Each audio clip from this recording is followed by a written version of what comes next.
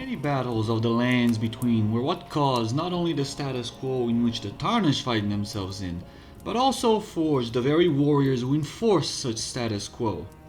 The demigods are no exceptions to this. In fact, they're the main reasons for it. Their very essence and ambitions determined and eventually molded the lands between. Yet among all these demigods, none were perhaps more zealous and fanatical in their pursuits than Morgoth and Rykard. Although brutally different in their respective ideologies, they were nonetheless the most zeal and arguably most faithful to their causes of all the demigods. Morgoth being one of the most essential players in the Shattering, acting behind the veils of secrecy, he ensured the sovereignty of Leyndell, while Rykard from his volcanic mountain concocted some of the most insidious and blasphemous schemes to take down the very order which bound the land. One could say that it was inevitable that these players would eventually clash with both their ideals and their armies. Yet none expected that their feud would result in the most appalling battle in the history of the lands between. The volcano, Mount Gelmir, lies in the west of the Altus Plateau, the realm of the Erd Tree. It was the stage of the most appalling battle in the entirety of the Shattering. Rykard has committed the grave sin of blasphemy, marking himself as an enemy never to be forgiven. But what were their motives? What drove these men to such fanatical pursuits? To answer that, it's important to know where these characters come from in regards to their convictions. So let's start with Praetor Rykard. Very well. Praetor Rykard was a noble child of Caria, son to Rennala and Radagon, brother to Luna, Princess Ranni, and General Radahn. From his lineage alone, many great things were expected of him, and as far as we are concerned, it seems he may have overachieved. Many hexes researched from the usage of Mount Gelmir's volcano were developed and mastered for military use by the young Rykard, who soon proved himself a great sorcerer and warrior, befitting of his lineage. And like Ranni, he seems to have had enough ambition to wrestle his fate from the dogmatic ideals of the Golden Order. But where Ranni wished to free her fate from the Two Fingers, Rykard seemed to have a more gluttonous ambitions. He would consume fate itself. Willful traitors. All. On the other hand, Morgoth was an omen child of noble blood no less, the son of the goddess Queen Marika herself. Had it not been for his omen curse, Leyndell would have been his by right, especially considering the death of Godwyn the Golden. Not that this stopped him from claiming the city for his own during the Shattering. Technically fulfilling his birthright, he was still shunned as an omen and was forced to adhere to the moniker of the Veiled Monarch. Morgoth in his youth developed a deep admiration and love for the Golden Order. Even if he was shunned by it, he still adores it and was utterly loyal to it. This devotion was the main cause for him to take over sovereignty of Leyndell during the Shattering. Throughout the Shattering, he proved himself an efficient and proactive ruler and strategist, stacking victories against not one but two demigods in both political and military fields. Morgoth sought to protect the Golden Order, while Rykard sought to consume it all.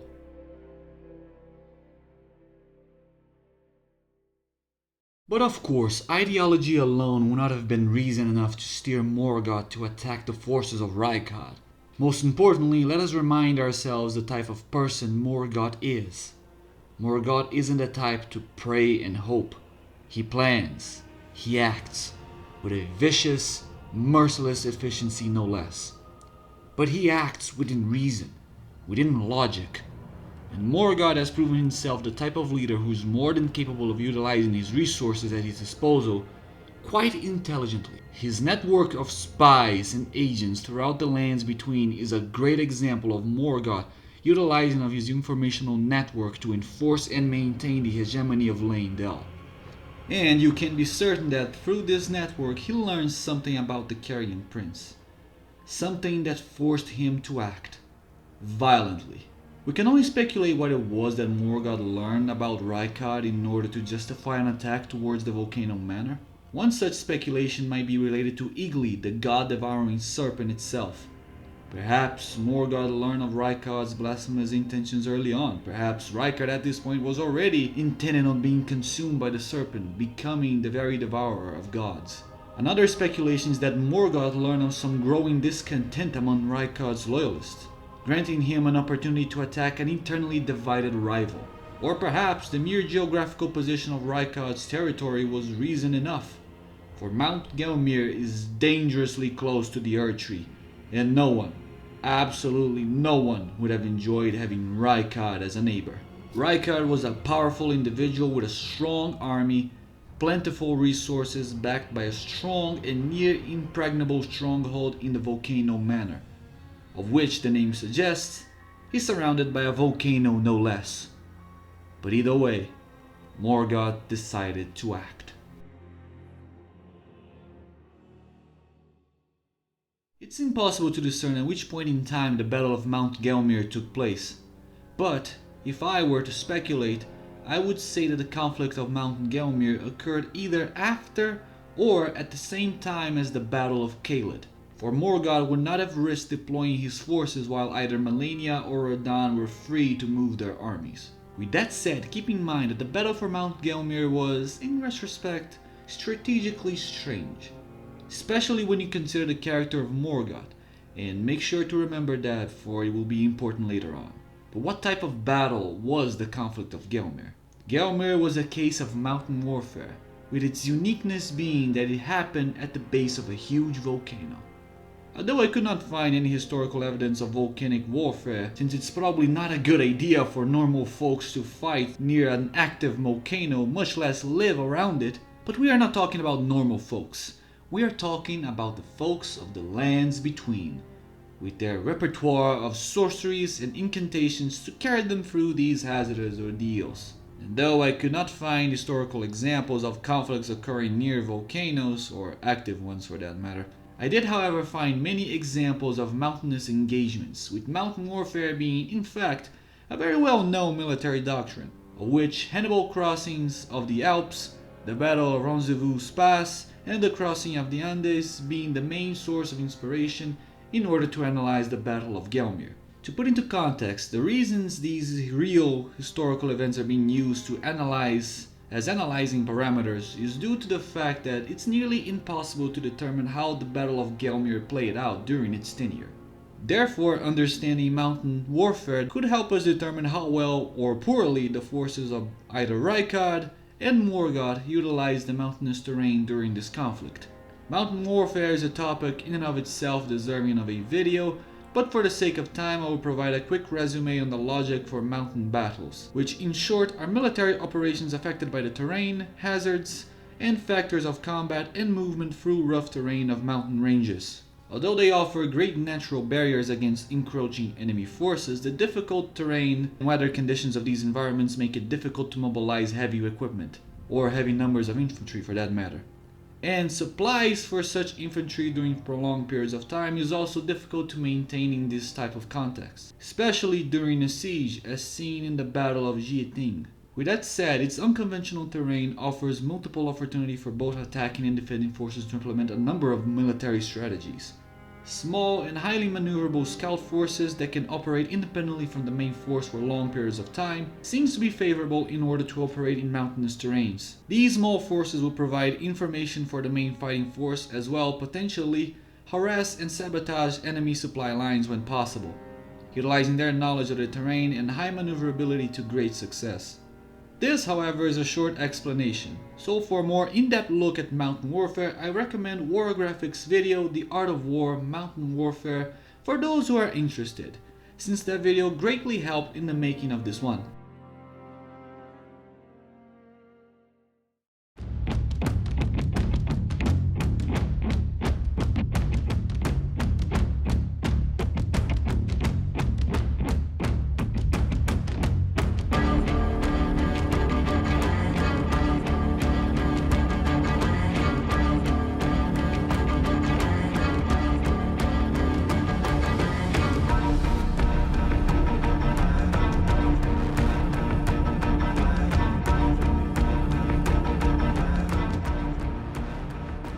all that out of the way, let us analyze what can be seen from Mountain Gelmir itself and attempt to create a concrete line of events for the most appalling of battles. As I was analyzing the terrain of Gelmir, it's easy to see that the battle was horrible. As you walk through the mountain, you see scores of corpses, battered terrain, damaged siege towers, and quickly assembled defensive barriers. But what struck with me the most was this. Throughout my observations, the first thing that I attempted to figure out was where would Leyndell's forces start their efforts? Where was the best way into the mountain for an armed force to begin their assault? And this was most likely the spot for it. This wooden bridge offers a direct path towards Gelmir main road, which in turn leads to the main doors of the Volcano Manor, or at least they used to.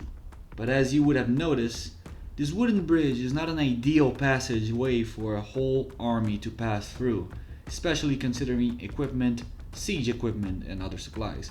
With that said, they likely assembled the siege engines while closer to the manor, only using the bridge as a logistical checkpoint. Also, the most pressing issue is the fact that the road towards the Volcano Manor is completely leveled. The road was likely leveled by the forces of Mountain Gelmir itself in an attempt to prevent the continuous streams of Leyndell forces towards its gates. The amount of soldiers' bodies from the capital found so close to the Volcano Manor indicates some initial level of success for Morgoth's forces in the conflict. Likely, their military superiority in regards to numbers and equipment allowed them to progress their forces until they were dangerously close to the manor's gates. That probably forced the armies of Rykard into taking some drastic measures in preventing the manor's fall. Although it must be noted that the method by which Gelmir's forces brought down the road itself is unclear, because if you were to look directly at it, it seems that the road was geologically forced down, or perhaps even up. The whole base of the mountain seems to have been raised up. Nevertheless, with the loss of the main road to assault the manor, the encroaching Leyndell forces found themselves forced to traverse up through the mountain, as evidenced from these little wooden stairs, giving the defenders the upper hand, as you will soon see. One also thing that's important to know is that the soldiers that maintain itself, the Leyndell soldiers that maintain themselves in the upper parts of the manor, closer to the manor, they were cut off from the main force, which means that they were suddenly numerically at a disadvantage against the forces of the manor. They were probably slaughtered and their bodies now serve as display for the manor. Without the main road, they would need to find different methods to siege the mountain, a terrain they knew very little about.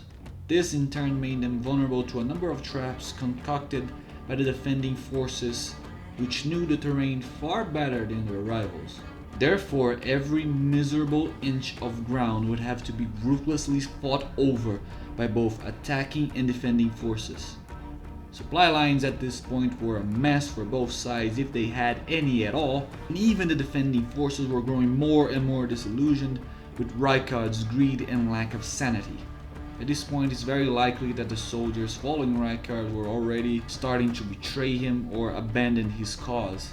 In fact, you barely see any of his soldiers throughout the mountain, any non-mechanical soldiers for that matter. For in fact, it's observed during our playthrough that most of Rykard's followers eventually grew disillusioned with their lord's ambitions. At some point in the Shattering, Rykard stopped being this idolized champion his followers viewed him as, and sank further and further into blasphemy, greed, and gluttonous intent.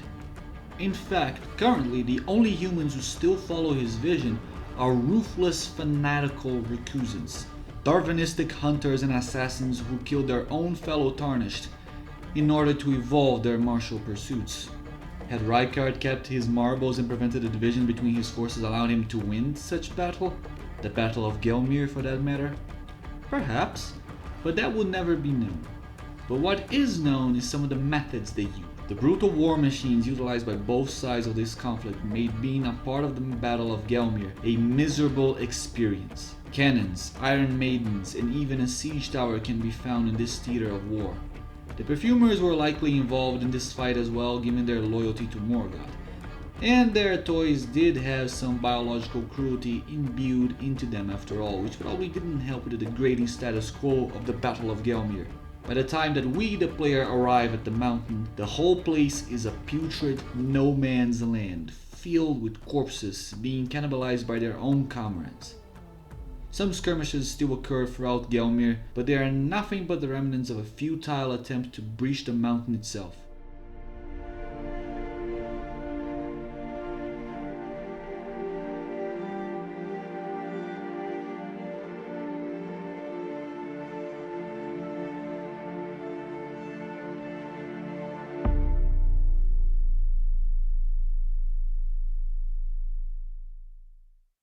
Remember that I said early on that this battle in retrospect was strategically strange for Morgoth to conceptualize? Because considering his character, it would have been simple for him to deduce that attacking the volcano was not ideal. Even before the shattering, that place was likely very difficult to traverse for an army to traverse, and it bolstered powerful defenses, both man-made and geological ones. Sending his forces there would likely achieve nothing outside of stalling Rykard's ambitions within the mountain, wasting both soldiers and equipment to a conflict that could not be won.